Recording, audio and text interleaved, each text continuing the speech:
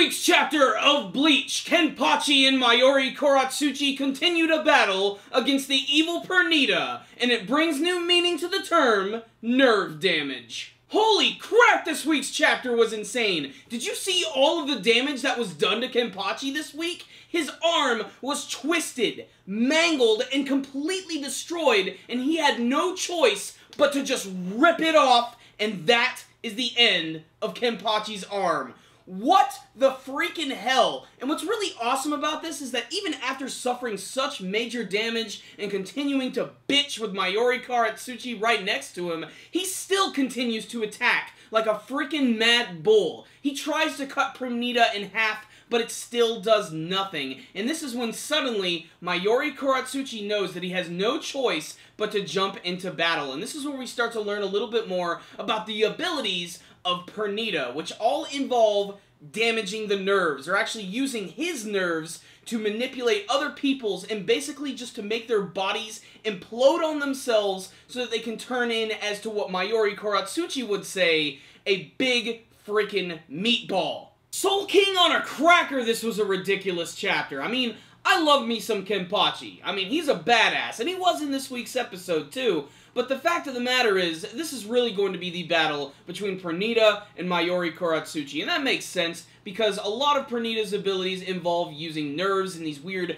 shadow tendrils, which are actually Pernita's nerves. And what Pernita does is actually manipulates other people's bodies and causes them to implode and just destroy themselves. And this is the perfect opponent for Mayuri Koratsuchi, because he's a mad scientist, and he knows exactly how to counter Pernita's abilities. In fact, he even uses this one ability where he throws this weird liquid out, and suddenly, as Pernita is actually using the weird nerve tendrils, they get caught by this attack, and Pernita ends up getting some damage and starts to get to blow up, and it almost looks like we're going to see what the true form of Pernita is going to be. And I can't wait to see what that is, because is it going to be human? Is it going to be something else completely different?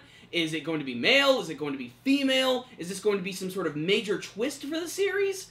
All I know is, this week's chapter was on frickin' point, despite the fact that Kenpachi was sort of getting beaten around, and his arm in that one panel, when it got destroyed, was downright disturbing. Especially the way that it was drawn, with his arm just flailing around in multiple directions. You could see blood spraying all over the place, and then not an instant later did he just decide to rip his arm off and take his sword back and start fighting again. Immediately as Kenpachi was running towards Pernita, it was really disturbing, because he threw his sword right down on top of Pernita, about to cut it in half, and then suddenly, boom, his legs buckle under, they start to get all cut up, and that's when Koratsuchi comes in and actually uses his Zanpakuto, stabs him right through, and this actually causes the rest of his body to collapse, and this is when he decides that he's actually going to take over on the battle. This has been one hell of an amazing battle. I really can't wait to see how it's going to go from here, because there's been a lot of really cool surprises. What I will say is, this week's chapter was on point.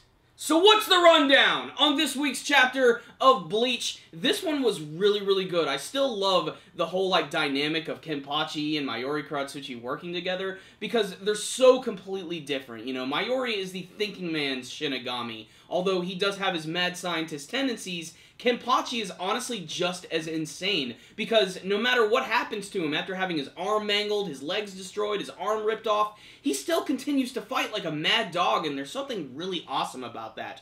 As much as I would love for him to pull out his Bankai at this moment, really I think this is going to be an opportunity for Mayuri Koratsuchi to shine, or maybe even his subordinate Nemu, who actually makes a pretty notable appearance in this week's chapter. I honestly think it would be really cool if she somehow got involved with the battle, because they need to do more with that character. But honestly, Mayuri just sort of stole the show this week. I mean, every bit of dialogue he had is always really entrancing. I especially love how he plays off of Kenpachi, not even realizing that, you know, he's not even being serious half the time. He's always questioning him and calling him a broken record, and honestly, it's like watching like a pissed off buddy cop movie from the 1980s. I'm really digging it. And then, of course, there's the character of Pernita. This is a really interesting ability, unlike anything that we've seen before, and I'm guessing whenever Pernita actually starts to puff up and blow out, that's when actually the weird nerve tentacles, or that's what I'm going to call them, they look like these shadow tentacles, they come out, but you can't actually see them. That is until Mayuri Koratsuchi uses his special weird liquid, which allows him to see that, negate the abilities, and to hurt Pernita as well. It was a really effective scene. On the technical side of things,